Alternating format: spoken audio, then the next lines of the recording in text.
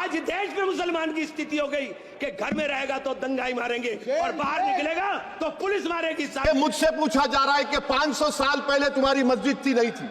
ख्वाजा अजमेरी की दरगाह कह रहे नहीं है। हमारे बुजुर्गों को दाढ़ी से नोचा जा रहा है। आज एक इमाम को सिर्फ इसलिए गिरफ्तार कर लिया गया संभल के अंदर कि सिर्फ उन्होंने अजान लाउड स्पीकर से दे दी। संभल में जो हुआ वो सबके सामने है। तो अगर भारत के मुसलमानों ने ये वीडियो नहीं देखा ना तो कुछ भी नहीं देखा, क्योंकि असदुद्दीन ओवैसी साहब के साथ मिलकर पूरी पार्लियामेंट को पूरे मुस्लिम सांसदों ने हिला डाला है। और वो वीडियो मैं आप लोगों को दिखाने जा रहा हूं, सभी सांसद मुस्लिम सांसदों की वीडियो, जो आप लोगों को पता होगा ख्वाजा मोइनुद्दीन चिश्ती रहमतुल्लाह अलैह की दरगाह को लेकर, संभल की मस्जिद को लेकर, दिल्ली की जामा मस्जिद को लेकर, कई ऐसी मस्जिदें हैं जिनको लेकर भारत के अंदर ऐसा विवाद चल रहा है कि जिनको खोदने की मांगे चलाई जा रही हैं। लेकिन उसको लेकर पार्लियामेंट में पूरे मुस्लिम जो कि एमपी है एक होकर अल्हम्दुलिल्लाह इस तरह से आवाज उठाई है, वाकई में दिल खुश कर दिया। सबसे पहले ओवैसी साहब की भाषण सुनाने वाला हूं, फिर इकरा हसन का, जियाउर रहमान का और कई ऐसे मुस्लिम सांसद, 2 सांसद और हैं जिनका मैं आप लोगों को वो भाषण सुनाने वाला हूं। वाकई में उन्होंने मुस्लिम समाज का पूरी तरह से दिल जीत लिया है। सबसे पहले मैं आप लोगों को सुनाने जा रहा हूं जो कि बेताज जो आवाज है पूरे हिंदुस्तान के मुसलमानों के जो फेवरेट लीडर हैं असदुद्दीन ओवैसी साहब की। ओवैसी साहब ने क्या कहा था, अगर मैं संसद को खोद दूं, इसको खोदने की बात कर दूं तो यहां अगर वो मस्जिद का कुछ प्रूफ निकल जाए तो क्या मैं यहां पर मस्जिद बना लूं, कुछ इस तरह से कहा है।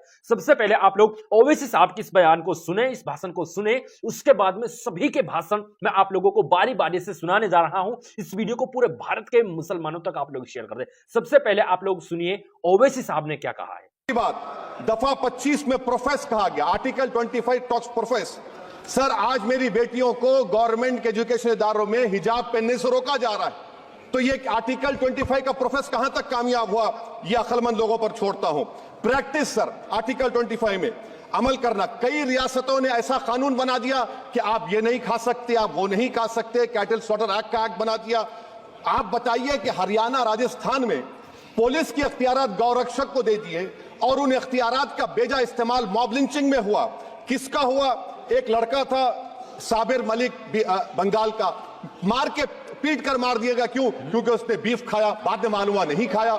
जुनैद और नसीर को गाटमीका के थे, उनको जिंदा जला दिया गया। सर, फिर प्रोपगेट, आप ये आर्टिकल 25 का 3rd सेक्शन प्रोपगेट। आज आप देख रहे हैं कि मुझसे पूछा जा रहा है कि 500 साल पहले तुम्हारी मस्जिद थी, नहीं थी। ख्वाजा अजमेरी की दरगाह कह रहे नहीं है। अरे सर, अगर मैं इस पार्लियामेंट में खोद दूं, इसमें गड़ा कर दूं तो खाने जहां का हिस्सा मिलेगा तो मेरी हो जाएगी ये? आप बताइए। अब आप देखिए ये प्रोपोगेट क्या हो रहा है। अच्छा, जो तब्दीली मजहब का कानून, तब्दीली मजहब, मैं तब्दील मजहब नहीं कर सकता, सरकार से पूछना पड़ेगा मुझे अपना मजहब बदलने के लिए।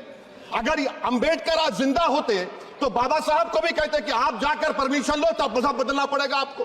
ये हालात आज यहां पर पैदा हो चुकी है। सर, आर्टिकल 26 देखिए, it gives religious denomination the right to establish and maintain institution for religion charitable. वजीर आजम कहते हैं कि वक्फ का ताल्लुक संविधान से नहीं है। अरे कौन पढ़ा रहा है वजीर आजम को? आर्टिकल 26 पढ़ा लीजिए।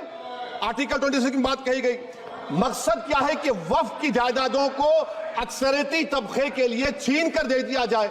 आप अपनी ताकत की बुनियाद पर छीनना चाह रहे हैं। सर, दफा 29 पे आ जाइए, आर्टिकल 29। लैंग्वेज का, जबान का तहफ्फुज़ है, उर्दू को खत्म कर दिया गया। वो उर्दू जिसके हमारे मुजाहिदीन आजादी नारा दिया था, इनकलाब जिंदाबाद का, उस जबान को आप खत्म कर रहे हैं। कल्चर, आप कल्चर की बात इनसे पूछ लीजिए, वो बोलेंगे नहीं, हमारा जो कल्चरल नेशनलिज्म है वो कल्चरल नेशनलिज्म नहीं है बीजेपी का, वो कल्चरल नेशनलिज्म आला जात का, हिंदुत्व का नेशनलिज्म है, जो भारत के इंडियन नेशनलिज्म से बिल्कुल मुख्तलिफ है। सर, अब आप आ जाइए। सर, आर्टिकल 30 पे आ जाइए।